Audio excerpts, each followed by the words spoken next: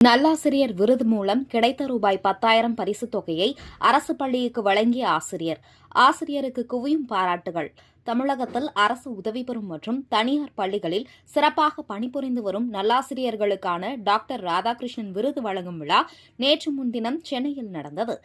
துணை முதலமைச்சர் உதயநிதி ஸ்டாலின், அமைச்சர் அன்பில் மகேஷ் ஆகியோர் கலந்து கொண்டு 396 ஆசிரியர்களுக்கு விருதுகளை வழங்கி பாராட்டினர்.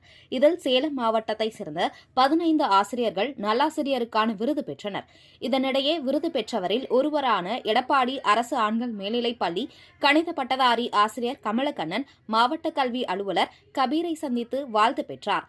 பின்னர் நல்லாசிரியர் விருது மூலம் தனக்கு கிடைத்த 10,000 பரிசுத் தொகையினை தான் பணிபுரிந்து வரும் எடப்பாடி அரசு பள்ளியின் வளர்ச்சிக்காக வழங்குவதாக தெரிவித்தார். தொடர்ந்து அத்தொகையை சிஇஓ கபீரிடம் வழங்கினார். விருது பெற்றுள்ள ஆசிரியர் கமலக்கண்ணன் 10ஆம் வகுப்பு பொதுத் தேர்வில் 11 ஆண்டுகள் 100% தேர்ச்சி வழங்கியுள்ளார். மேலும் இவருடன் படித்த மாணவர்கள் பலர் சென்டம் மதிப்பெண் பெற்றுள்ளனர். இது தவிர பல்வேறு சமூக பணிகளில் ஈடுபடுத்திக் கொண்டதற்காக இவ்விருது வழங்கப்பட்டுள்ளது.